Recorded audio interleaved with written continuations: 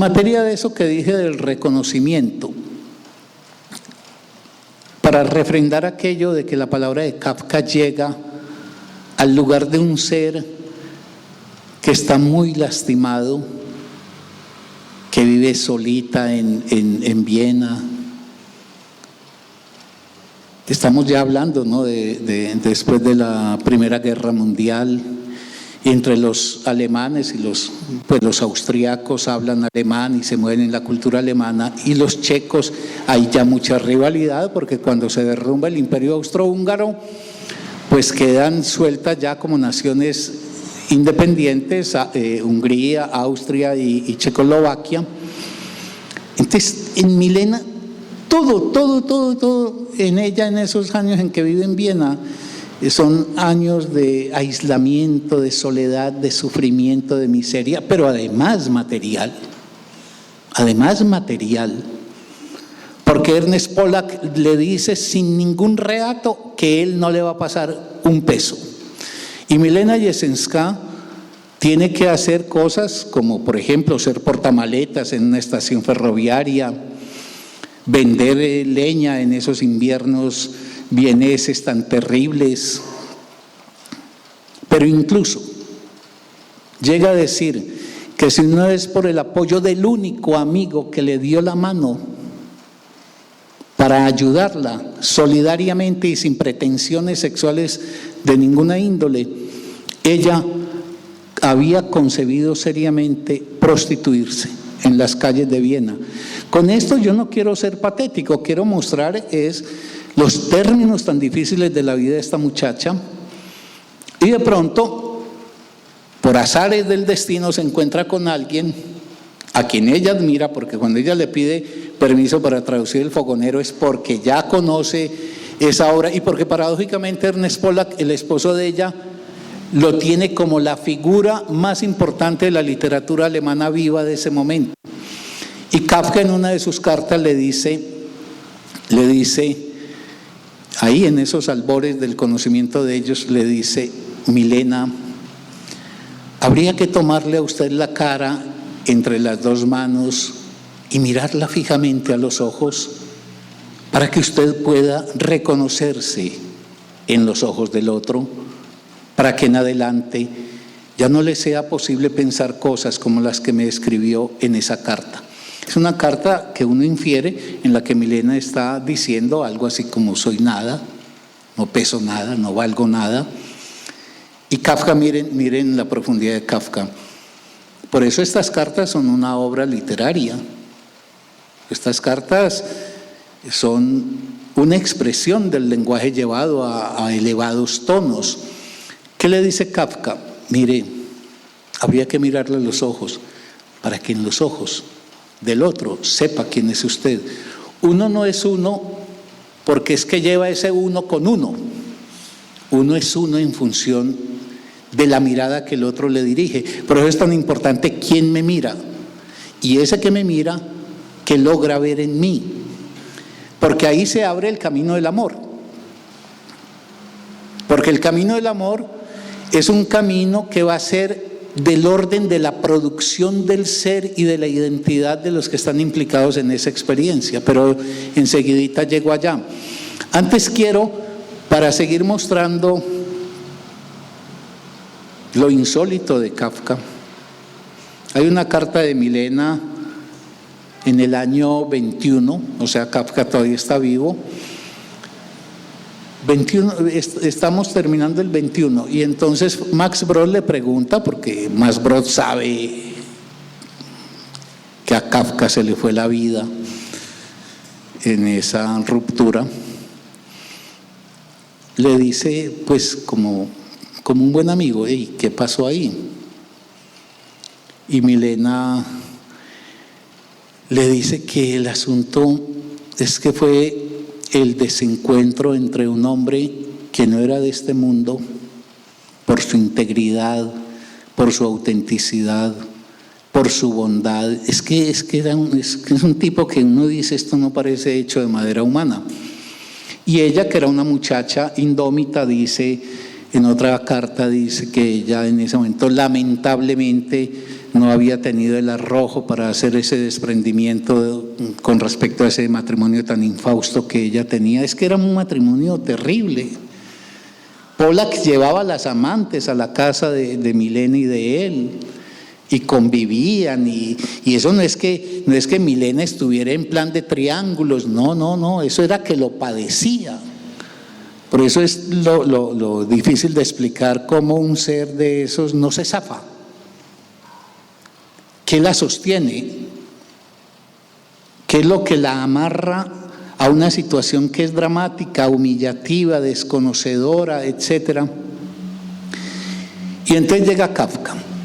Y entonces, claro, ustedes me dirán, hey, pero me vas a presentar pues un Kafka angelical. No, Kafka era humano también allí donde los humanos somos posesos de la pulsión de muerte. O sea, los seres humanos tenemos una gran vocación por producir el sufrimiento. Lo producimos en el otro, lo producimos en nosotros mismos, lo producimos en escala individual, en escala colectiva. Pues basta una mirada a este mundo inmundo en que estamos ahora, con estas infamias que no terminan. El ser humano es un ser que tiene una pulsión destructiva terrible. Si no tuviéramos la compensación inmensa que nos han deparado el arte, la filosofía, los saberes humanos y la concreción en mortales concretos, vivir sería de verdad como una condena dantesca. Pero Kafka se pone bravo, ¿cierto? Porque digo yo, si alguien de ustedes me dijese, y entonces que Kafka pues era un angelito, que no estaba cruzado por la adversidad. Mire, los seres humanos es imposible que no entremos en términos de hostilidad, siempre salta el malentendido, etcétera. Pero Kafka tenía una cosa prodigiosa, incluso cuando, yo pongo entre comillas, se ponía bravo. Les voy a leer un fragmento de Kafka bravo. Kafka bravo con Milena. Milena está mal y está ofuscada, como decimos, y entonces Milena tira tiros muchas veces injustos, como es tan común, ¿no? Uno suele dirigir sus hostilidades muchas veces prioritariamente hacia los seres cercanos. Y este es un ejemplo de Kafka bravo. Cómo con el lenguaje maravilloso atiende la ira que tiene Milena, pero la desmonta al mismo tiempo, haciendo imposible una réplica que mantenga la hostilidad en un plano de crescendo, o en una actitud de crescendo. Le dice Kafka, yo lo puse aquí entre comillas, Kafka bravo, dice: regáñeme si quiere, todo le está permitido, pero regañar es quizá lo que sabe hacer mejor. Me gustaría ser su alumno y cometer errores constantemente para que pudiera regañarme constantemente. Uno está sentado en su banco, apenas se atreve a levantar la mirada, usted se inclina sobre uno y todo el tiempo brilla su índice en lo alto, censurando. ¿No es así? Pues es decir, vos estás bravo con alguien. Le decís quién sabe qué, porque como no tenemos esas cartas, no sabemos, las de Milena, no sabemos qué le dijo. Y este otro te contesta así. Eso es desarmar inmediatamente la situación de tensión y de hostilidad. Y no es excepcional, fue constante en la vida de Kafka eso. Ahora, salta el amor. Salta el amor. Se desenfrena el amor. Se activa una verdadera pasión amorosa. Yo aquí tengo que jugarme parte del tiempo, porque es que si no dejo en el camino algo que me incomodaría mucho. Y voy a ser lo más breve posible sobre ello para poder ofrecer un punto de perspectiva sobre el amor que se sitúa de parte de Kafka y de Milena, que se construye, y se construye por la vía de la palabra. Yo les pediría que tengan eso presente, porque hacia el final, si el tiempo me lo permite, yo mostraré que fue en la misma palabra donde lo construido se desmoronó, y que por eso no hay final feliz, ni el ser humano tiene posibilidades de moverse en las aspiraciones de un paraíso en la tierra bajo ningún modelo, ni político, ni amoroso, y que lo que tenemos es que recuperar la dimensión griega de lo trágico y entender que toda dicha se paga y que no hay ninguna felicidad que no esté cruzada también por el dolor. Nosotros constituimos en esta época una expresión de la humanidad muy renuente al amor pasional. Incluso yo leo, por ejemplo, gente que se burla de eso, que comete un error de orden teórico, histórico, gravísimo, es que confunde el amor pasional con el amor romántico. Entonces yo oigo embates contra el amor a nombre del romanticismo. Y claro, el romanticismo es un modelo de la pasión amorosa desastroso, porque es efectivamente cierto que el romanticismo conduce a la sumisión, a las formas de abandono de uno como sujeto independiente, etcétera. Pero el error que ahí se comete es que el romanticismo es una versión de la pasión, y que la pasión amorosa puede tener otras versiones. Lo que pasa es que eso exigiría replanteamientos muy radicales de los fundamentos sobre los cuales instauramos hoy las experiencias amatorias. Pero el amor, no, decía yo, esta es una época donde amamos poquito, y no lo estoy diciendo en un sentido cristiano, lo estoy diciendo en el sentido de que el imperio del mundo burgués, y voy a repetir una cosa que se dice hasta el cansancio, pero que por eso no deja de ser cierta, el imperio del tener, más el individualismo cerrado sobre sí mismo que cultiva esta sociedad, con todas sus cosas de la competitividad, etcétera, etcétera, nos ha blindado individualmente contra el otro, y el otro está o bajo sospecha o sometido a la indiferencia. Y por eso una de las debacles de la solidaridad humana está en que hoy no nos importa el semejante mayor cosa.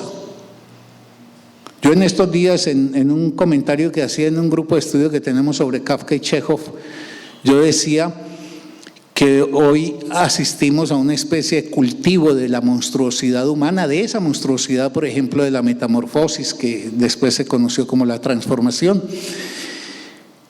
Y es que, mire, a mí no me importa el sufrimiento humano, sino cuando el sufrimiento humano me toca a mí o toca el pequeño circuito de los seres allegados a mí. Por eso la devaluación, por ejemplo, en la política, ese es uno de los elementos que explica la devaluación de la política como compromiso serio por la construcción de unas coordenadas más favorables para el conjunto de una sociedad.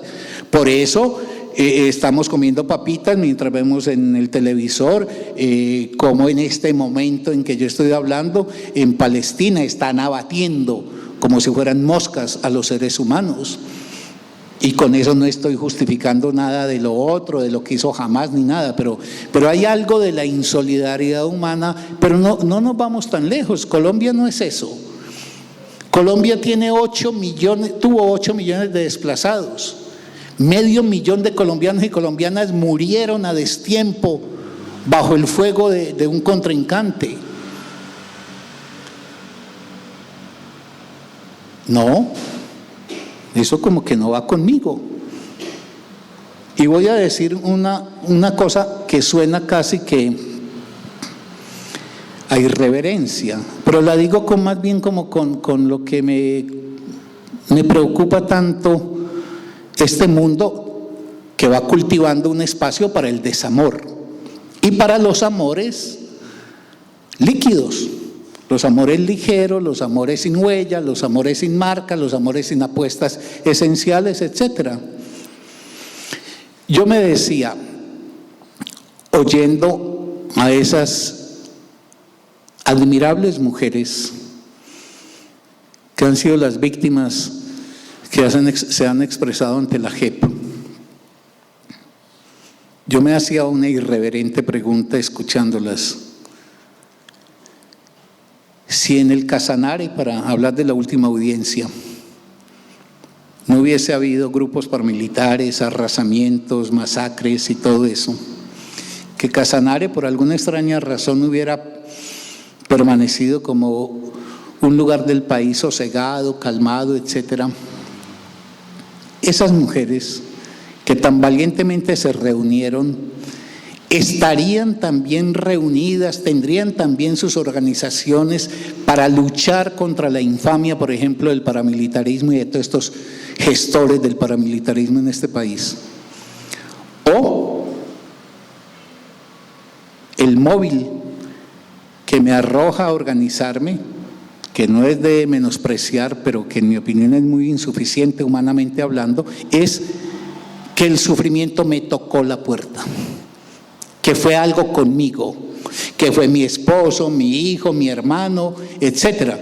Y claro, preferible la valentía de estas mujeres a que se hubiesen quedado en la casa simplemente postradas en el llanto. Pero yo me preguntaba, ¿por qué, por ejemplo, la insolidaridad de los colombianos con los colombianos? Pero eso está pasando en el mundo. Entonces, una posible hipótesis que podría uno avanzar es que uno de los efectos del neoliberalismo como expresión cultural, porque al neoliberalismo no hay que examinarlo únicamente en la dimensión económica del mismo, que ya es desastrosa, sino como dimensión cultural, es que el neoliberalismo es la exaltación del individuo por sí mismo y la prédica de que uno es hijo de sí mismo, se basta a sí mismo y no es menester el vínculo con un otro, y que cada uno se las arregle como pueda, que cada uno es merecedor. Pues acabamos de oír ese hombre que es de esconderse uno cada que lo oye, que es Milei, donde no tiene ningún reato en decir que cada cual es consecuencia de lo que ha hecho o ha dejado de hacer. Yo creo que ese individualismo nos ha blindado, nos ha ido cerrando, y que las relaciones hoy buscan más bien configuraciones institucionales de compañía y seguridad, que el amor es una especie en extinción, pareciera el amor pasional. Es probable considerar la hipótesis de que ese amor pasional, que cobró un origen muy definido en la Edad Media, hizo un arco, y que estemos nosotros ya en la caída de ese arco, y que porque es que el amor bajo la forma pasional es un desafuero, es una pérdida del dominio de sí mismo y una exaltación del valor de otro ante los ojos propios. Entonces, miren lo que le dice Kafka a Milena. Esto no lo puede decir alguien que juega al amor como consumo de pareja, como sustitución fácil, como lo que llama pues Bauman el amor líquido. Ese amor donde pues sí, esta muchacha me gusta o esta mujer me gusta, pero si tocó separarme, pues tampoco me desgarro mucho, porque tampoco había apostado mucho ahí. Es como una época de las bajas apuestas. De las bajas apuestas, que si vos lees, por ejemplo, a Kafka y el mundo terrible en que quedó sumido Kafka a partir de la ruptura con Milena, vos decís, es que este hombre apostó tan duro que tuvo que pagar muy duro. Pero bajo el modelo del otro no me importa, y yo estoy sobreseguro, entonces démosle curso a amorcitos de pipiripao que no tienen trascendencia, no hacen huella, y con toda seguridad así no se pierde mucho, pero también es menester decir, así no se gana mucho. O sea, si uno se mete en una cueva, y yo me puedo imaginar una cueva donde todo esté garantizado para mí, agua, comida, luz, todas las necesidades, digámoslo, materiales me son resueltas en esa cueva, y no me meto con nadie, porque es que meterse con la gente es entrar en problemas, pues seguro que no te pasa nada. Pero también puedes estar completamente seguro de que tampoco lograrás nada. Aquí de refilón yo quiero acudir, sin perderme del hilo que me lleva al tema del amor de Kafka y Milena, a una anécdota que a mí me gusta mucho contar de Estanislao Zuleta. cuando cuenta Estanislao Zuleta de cómo el valor de una vida se mide por los riesgos de esa vida, por el atrevimiento de esa vida, y porque los atrevidos pagan y las atrevidas pagan, y la seguridad pues no se tiene que pagar mucho. Y la anécdota de Zuleta es de dos señoras, una va a visitar a la otra y la dueña de casa está haciendo crochet. Llega la que le hace la visita y en un momento dado ve en la mesa de centro una biografía de Napoleón. Y entonces la recién llegada le dice a la dueña de casa, le dice: ¿Y Napoleón qué piensas de él? Y la otra le contesta: no, qué hombre tan fracasado.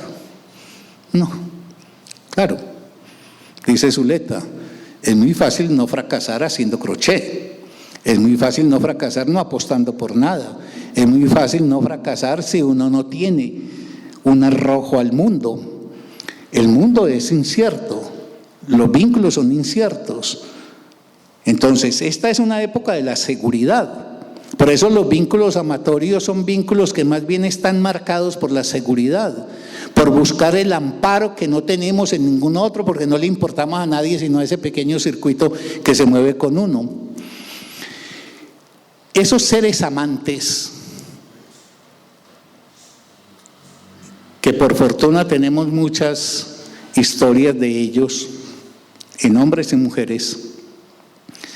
Kafka, por ejemplo, le dice en un momento dado a Milena: dentro de estos 4 mesecitos, los 4 mesecitos les bastó para aprender el amor, llevarlo pues a cumbres y luego la picada terrible y dolorosa. Lo que tú eres para mí, Milena, lo que eres para mí, más allá de todo el mundo en que ambos vivimos, eso no lo encontrarás en los papeluchos diarios que te he escrito. Otro pasaje: aquí estoy sentado ante esta carta sin hacer otra cosa, a la 1:30 de la madrugada, mirándola y viéndote a través de ella. A veces, no en sueños, se me aparece esta visión. Tienes la cara cubierta por el pelo, consigo separarlo y apartarlo hacia ambos lados. Aparece tu cara. Mis dedos recorren la frente y las sienes y por fin tengo tu cara entre las manos. Eso es una expresión de amor. ¿Qué es amor ahí? Quiere decir, mire, un objeto ha copado la atención de un sujeto y lo ha detenido sobre ese objeto y lo ha puesto a trabajar en torno a ese objeto. Por eso es que cuando yo formulo que el amor es una demanda de ser, es que un objeto fascinante en materia amorosa, que por eso es totalmente distinto a la sexualidad. La sexualidad es digna, dadora de dicha y todo, pero la sexualidad en el fondo es muy insulsa. La pobre sexualidad hace lo que puede, pero la dimensión humana desborda con mucho los goces, por ejemplo, que depara el erotismo. Cuando alguien tiene esta fuerza y tiene la fortuna, porque además estas palabras no se las saca Kafka cualquiera, ya lo dije, se las saca alguien que es un partener suyo. Pero cuando alguien digámoslo, sale de sí mismo, recuerden ese verso de Baudelaire: amar es salir de sí. Y una cultura que nos dice: no, encuévate en ti, porque los demás son amenazas, los demás son competidores, los demás son riesgo. Cuando alguien escribe esto, por decirlo así, se está exponiendo totalmente y entregándose al otro. O sea, este no es un rendido, este es un expuesto. Él se ha expuesto. Y en eso la experiencia amorosa que Kafka la encarna tan maravillosamente en esa relación con Milena Jesenská. Bueno, habría que hablar de muchas cosas que yo prefiero ahora sortearlas por el tiempo para no distraerme de otras cosas, pero sí me gustaría en una próxima oportunidad que ahondáramos en ello. Las dichas que depara el amor, las dificultades que depara el amor. Es que construir un vínculo amatorio es muy difícil. Una novia, un novio, eso se consigue fácil. La muchacha que me gusta, el hombre que me gusta, eso es fácil. Pero la fuerza y la intensidad, y esto no es esclavitud, como dicen quienes reducen la pasión amorosa al romanticismo. Esto es tan contrario a la esclavitud, que más bien estos seres desarrollan y despliegan lo que de forma muy potente permite la pasión. La pasión activa nuevas capacidades en el sujeto, pero la pasión también permite la realización de nuevas potencialidades. Es que un amor es una dinámica. Es una dinámica de construcción de la experiencia personal. Kafka, esto es una obra, pero a la par de esto él estaba escribiendo, por ejemplo, El Proceso. Y es antológica la historia de que esa noche en que Kafka sale de donde Felice, estoy retrotrayéndome al año 12, y de pronto se sienta a las 10 de la noche ante la mesa y se levanta a las 6 de la mañana, y tras esas 8 horas ahí, lo que nos ha dejado es uno de esos relatos más hermosos y más profundos. O sea, la pasión no es paralizante, ni es esclavizante. Eso va a depender del modelo de inscripción que vos tengas del sentimiento amoroso.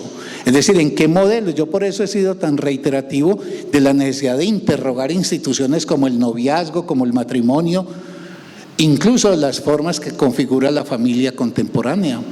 Porque ese es el lugar, en mi opinión, donde realmente se aplana la pasión amorosa. Y yo no estoy haciendo defensas aquí ni de promiscuidades ni de cosas manicomiales, no, es que yo creo que hay que bregar a juntar la relación entre la pasión amorosa, si se tiene la fortuna, porque puede ser que no se tenga la fortuna de vivir eso. Kafka decía, así como en un siglo hay 5 o 6 grandes hombres y mujeres, probablemente en un siglo solamente 5 o 6 hombres o mujeres sepan de verdad qué es el amor, que el amor pues en ese tenor de la pasión.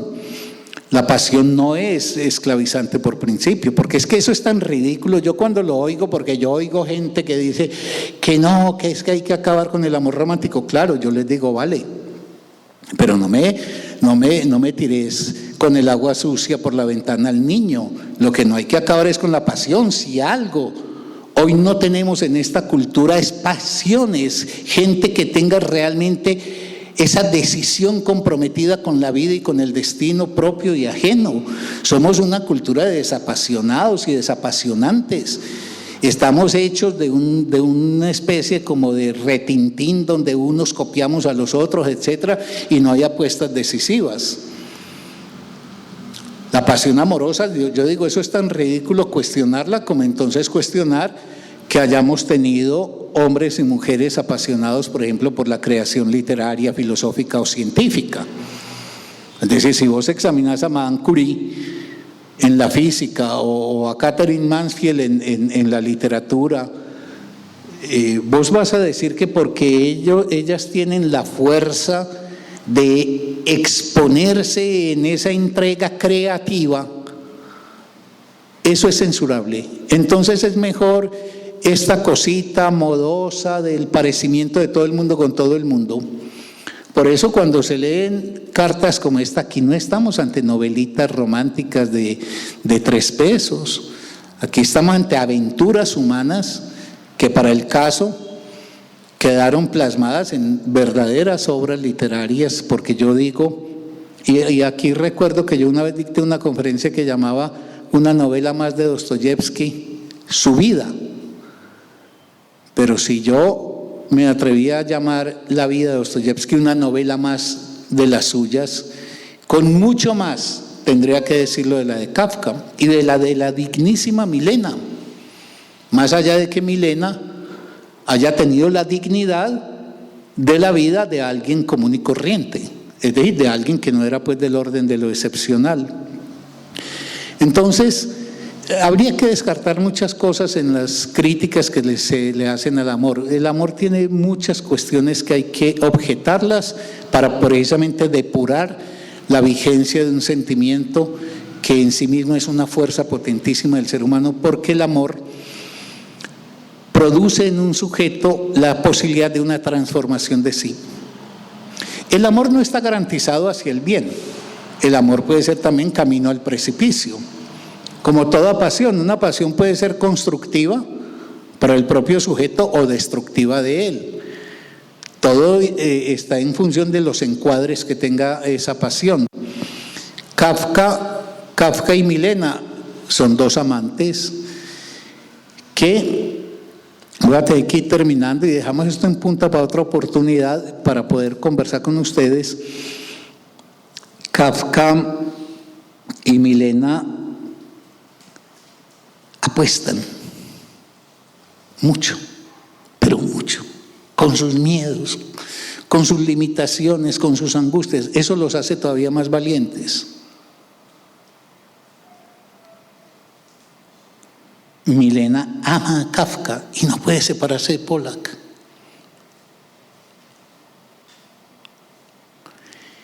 Y si la palabra construye el amor, porque se van enamorando. Miren, ¿saben cuántas veces se vieron Milena y Kafka? Si descartamos esa efímera que Kafka ni siquiera recordaba el rostro de ella, sino los pliegues del vestido mientras ella caminaba entre las hileras de las sillas del café, que no se cruzó ni una palabra, ni le quedó huella pues del rostro de ella. ¿Saben cuántas veces se encontraron Kafka y Milena para alcanzar esta cima de expresión de la pasión amorosa que tenemos aquí, en esas cartas? Se encontraron 2 veces, que sumado en total son 5 días. 4 días en Viena. Kafka estaba en Merano, en un sanatorio, tratándose pues de los pulmones, y ahí es que comienza el ir y venir de esas cartas, y finalmente conciertan encontrarse en Viena, y son 4 días. Y poco después, un mes más o menos después, se encuentran 10-12 horas en Monch, una ciudad fronteriza entre Austria y Checoslovaquia. Punto. No se encontraron más. Y sin embargo, la explosión del sentimiento en su fuerza transformadora y no paralizante ni destructiva es testimonial en ambos. Yo en la organización de esta exposición había querido, pero por eso me lamenté al comienzo del tiempo, porque es como que hay que hacer un seguimiento hasta llegar a la ruptura. ¿Y por qué las condiciones de la ruptura? Y el dolor inmenso de esa ruptura. Es que yo sí les digo, el que lea estas cartas y al final no se le enturbien los ojos, leyendo la tristeza que embarga a esos 2 seres tan valiosos. Milena,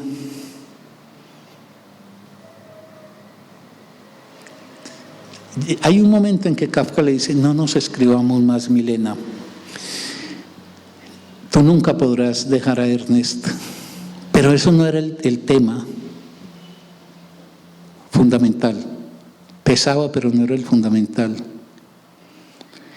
El asunto, y esto tiene que ver con un eje fundamental de mi exposición, es que si la palabra había abierto en cada uno de los dos ese agujero donde se situaba el deseo mutuo, esa misma palabra, y ojo aquí a lo trágico humano, por eso mi tesis de que miren, no busquemos en la vida finales felices de nada, ni perfecciones de nada. Eso es la tontería de esta cultura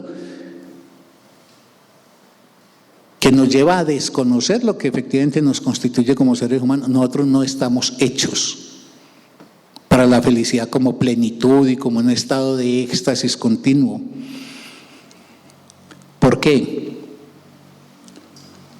Porque el ser humano está atravesado, quiera lo que no, desde el más pobre de los pobres en términos espirituales al más rico de los ricos, está atravesado por dos cosas ineludibles: la soledad última de cada uno y la incomunicación con los semejantes, como incomunicación fundamental. De hecho, en mi opinión, ese es el eje que rige toda la literatura kafkiana, desde los relatos hasta las novelas. Sí, tenemos que hacer esfuerzos por juntarnos con el otro. Y nos juntamos socialmente, por ejemplo, en este encuentro, o nos juntamos amistosamente, o nos juntamos amorosamente. Pero no nos entreguemos a ilusiones. Esos encuentros jamás pueden soslayar que al final cada uno en el encuentro está solo. Yo aquí puedo traer una manida expresión se ha hecho manida porque se repite mucho, pero yo a veces me digo se repite mucho porque es muy verdadera, que es la de Heidegger, de que nadie muere mi muerte. Por más que alguien me ame o que los seres cercanos tengan de mí una gran valoración, esa muerte se experiencia, si es que se puede hablar de experiencia de la muerte, que yo tengo en eso muchas dudas, en todo caso como algo que del orden de lo propio, pero de lo que no puede ser vivenciado por el otro. Eso no tiene que ver con que el otro sea bueno o malo, sino con que hay un imposible. Lo que yo siento es impasable al otro y se puede construir una relación de solidaridad, pero los sentimientos tienen algo muy, muy, muy peculiar, y es que los sentimientos son del momento en que se vivencian y de la singularidad que los vivencia. Por ejemplo, un amigo lo llama a uno y le dice: Carlos, conversamos, estoy muy mal, terminé con fulanita y estoy desgarrado. Y uno quiere ese amigo y se apresta y va y le dice: soy todo orejas y en lo que yo pueda voy a compartir con vos. Y uno siente el dolor del amigo. Mentiras. Uno se identifica con el dolor del amigo, pero no alcanza a vivir la desgracia de ese amigo. Y entonces esa noche uno estará pensando en la infausta noche que estará pasando ese amigo, mientras ese amigo esa noche lo que está pensando es en la soledad absoluta que lo abruma ante una pérdida tan valiosa como la que ha vivido. Hay una soledad última.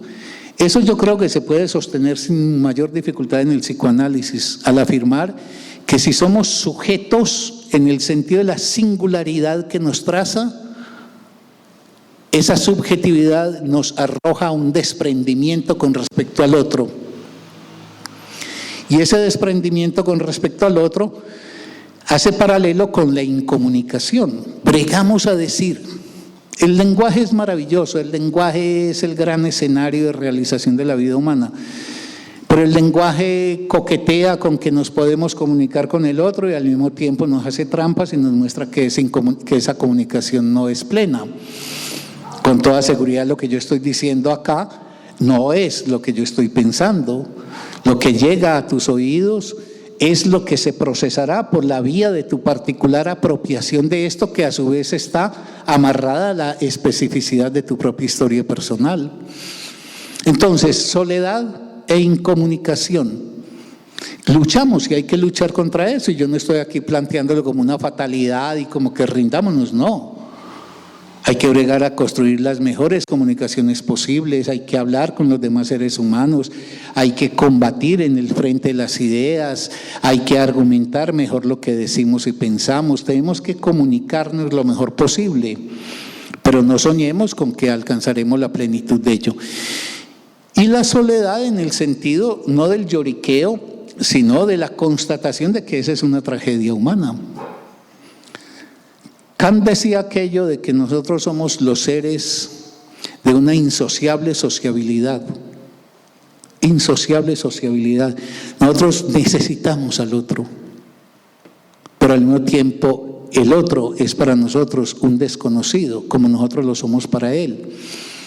Bueno, el amor que fue promovido a partir del siglo XVIII como la gran panacea salvífica, donde los seres humanos se completarían un poco en el modelo del mito aristofánico, de que es que la mitad perdida mía anda por el mundo y de pronto desde acá que la encuentro y entonces nos completamos y de ahí adiós mundo, ¿qué me importa mundo si yo ya estoy unificado?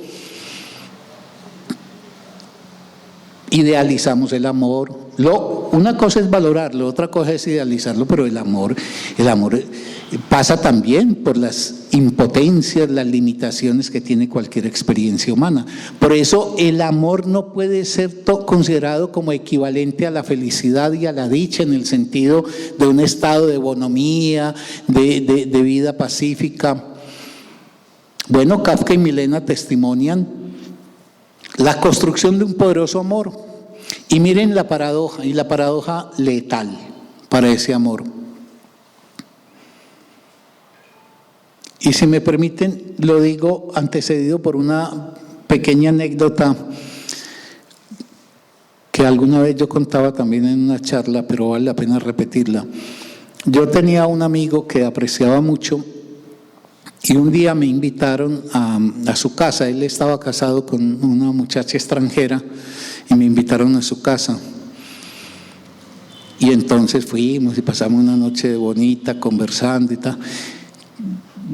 Días después nos volvimos a encontrar él y yo, pero días después es que un mes después. Y entonces yo le pregunté, ¿cómo va? ¿Sabe bien? ¿Y cómo va fulanita? Y me dijo, no,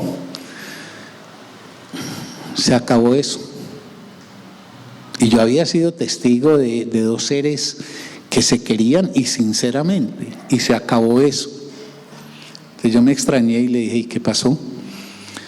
Y me dijo con sorna, nada, pues que pusimos en práctica lo que vos decís.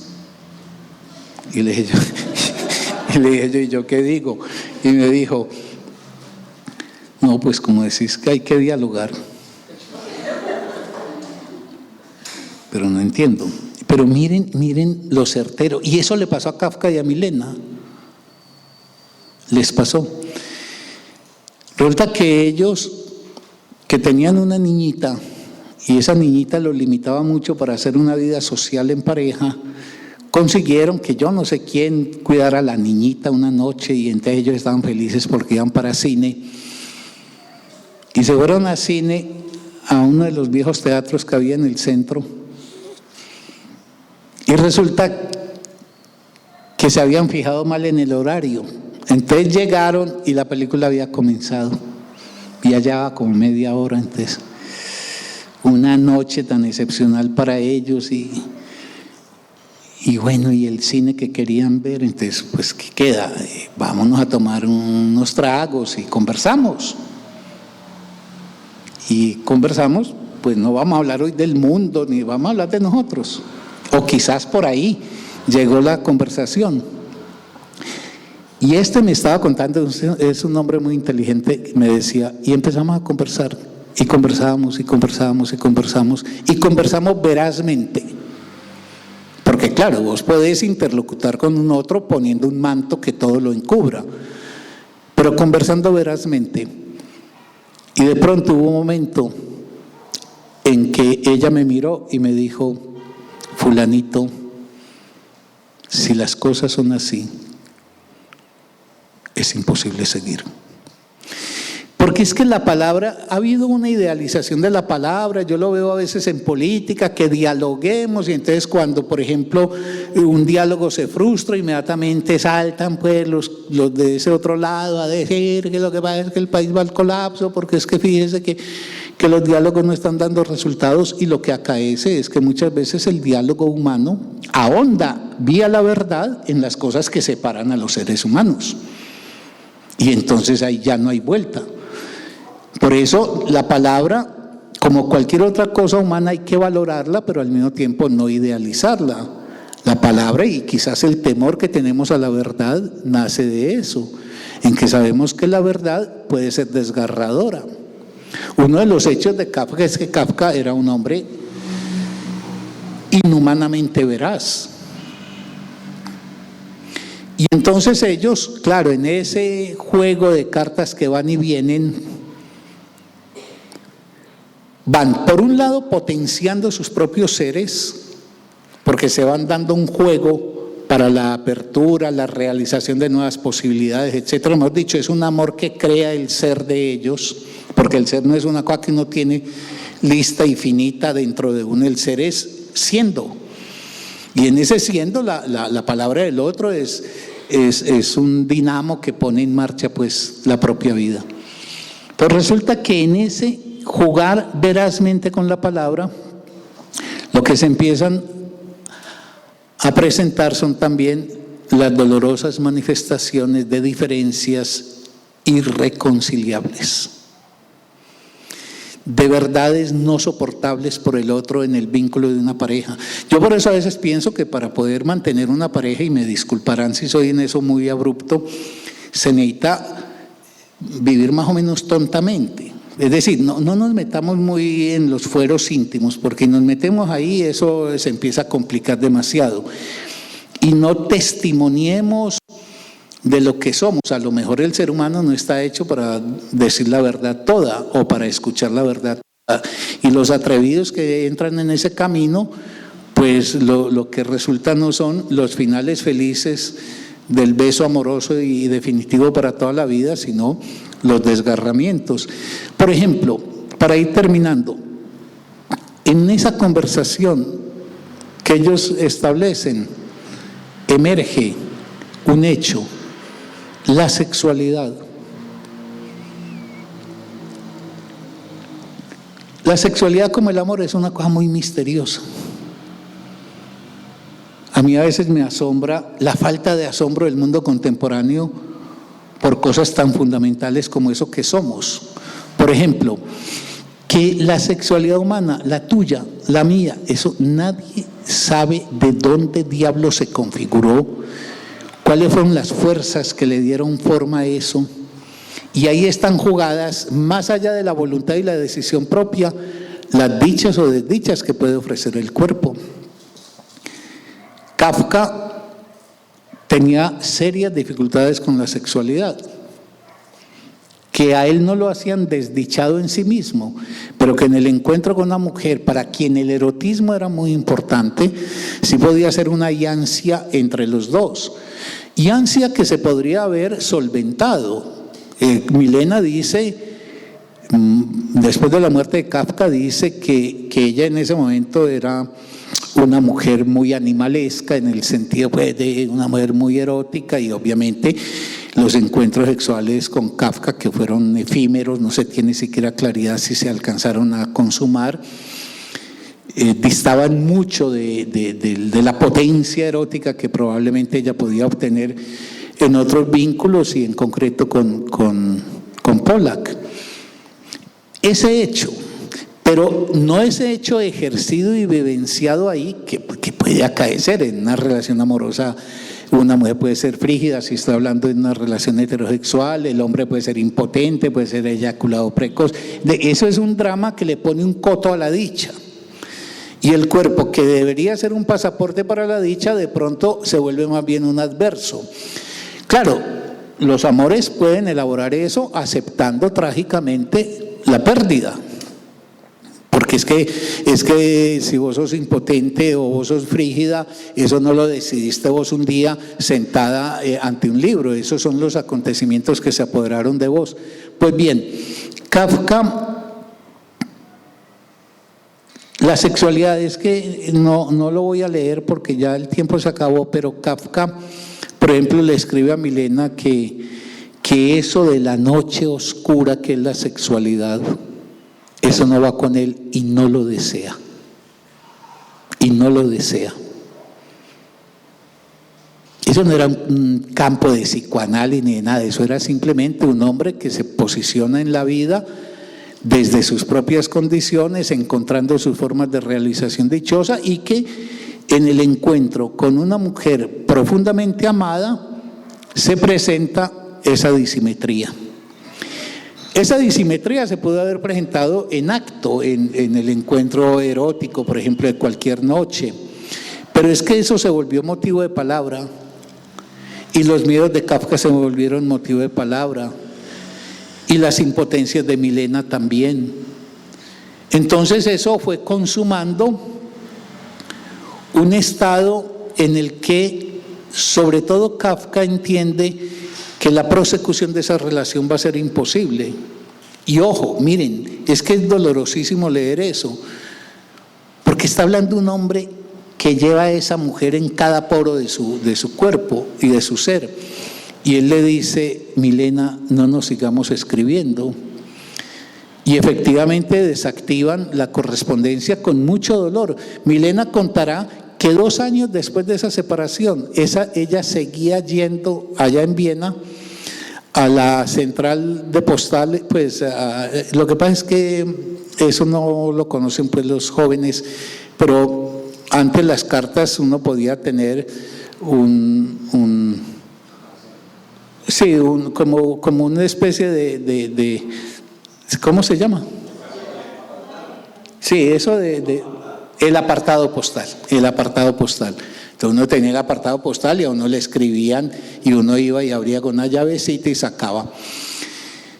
Y Milena iba, dice ella, 2 años después seguía yendo con la esperanza de que al abrir ese apartado postal apareciera una carta de Kafka. Nunca apareció. Y Kafka sufrió mucho. Ellos sufrieron mucho los dos. Para mí Kafka es también muy valiente ahí, porque en la imposibilidad reconocida de la prosecución de ese encuentro amoroso, Kafka opta por un camino que es el camino de la ruptura. De una ruptura que lo deja en la desolación, que lo hace sufrir mucho, y que él tiene la puerta trasera de la escritura, que ese es un asunto, por ejemplo, en un hombre como él, que para él la escritura era ese lugar, ese mundo en el que él se podía asumir para poder paliar en algo o elaborar en algo lo que la vida en lo concreto de ella le estaba restando. Eso no era cobardía, eso era imposibilidad.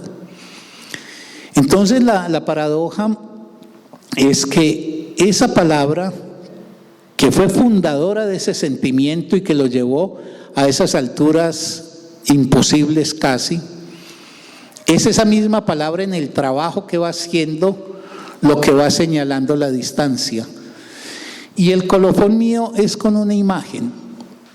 Sin uno tener la fuerza para alcanzar esos niveles, no es muy común. Miren, cuando uno mira la vida, en la edad que fuere, y más por ejemplo en una edad ya avanzada, yo creo que se cumple lo que decía Walter Benjamin hablando de la historia social, cuando habla del ángel de la historia, ese ángel que va volando y mira por encima del hombro y lo que ve tras de sí son escombros. La vida de todos los seres humanos deja tras de sí muchos escombros, deja por fortuna algunos pilares levantados, pero muy poquititos. Y al final de cuentas, tras tanto trasiego, tanto encuentro, tantos seres que han pasado por el camino de la vida de uno, uno tiene un reducido puñado de seres con uno. Eso no es por maldad o porque se equivocó. Sí, uno se equivoca mucho, pero es también porque en la vida humana lo curioso es que entre más nos conozcamos probablemente más nos diferenciemos y probablemente más nos distanciemos.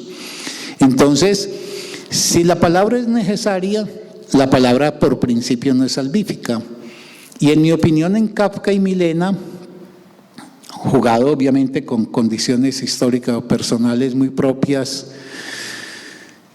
Kafka leyó mal a Milena, porque ese es el otro tema que habría que tener presente, es que la palabra humana se emite, pero ella no lleva la lucidez ni la claridad per se.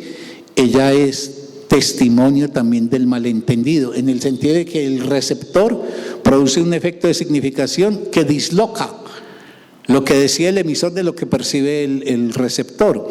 Entonces, Kafka no lee lo que está pasando en Milena, no lo logra entender. Claro, hoy es muy fácil, uno podría decir: hey, Kafka, espérate un momento, paciencia, que esta muchacha está amarrada de una pata literalmente de ese matrimonio tortuoso, pero esta muchacha tiene fuerza para finalmente zafarse de eso. Pero Kafka no alcanza a visualizar eso y lo que ve es que es un horizonte de imposibilidad continuada. Y Milena no alcanza a entender a Kafka en muchas facetas de la vida de Kafka, donde, ojo, Milena fue siempre muy delicada, pero por ejemplo la dimensión que mencioné de la sexualidad es una dimensión separatoria, que pudo haber sido separatoria, perfectamente puede hacerse un amor sin que la sexualidad esté incluido. Sexualidad y amor son equivalentes, hay sexualidades sin amor, amores sin sexualidades, eso no tiene pues un patrón. Pero Milena no logra seguir, quizás, digo yo, esa especie de renovación permanente de los caminos desconocidos que Kafka va trazando. Kafka en una carta le dice que él la lleva por esos mundos laberínticos y profundos, abismales, que son propios de su literatura,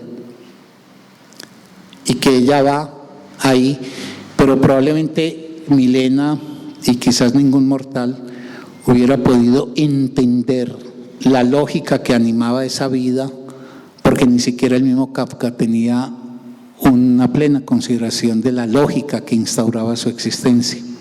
En fin, dejemos en puntos suspensivos.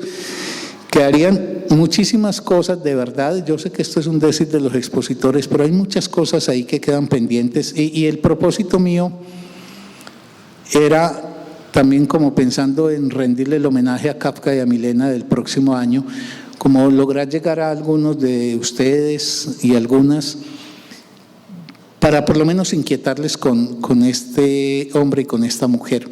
Muy agradecidos a ustedes y obviamente al auditorio, y que esta sea pues la primera expresión de, ojalá muchas, para seguir contando con la compañía de ustedes. Muchas gracias.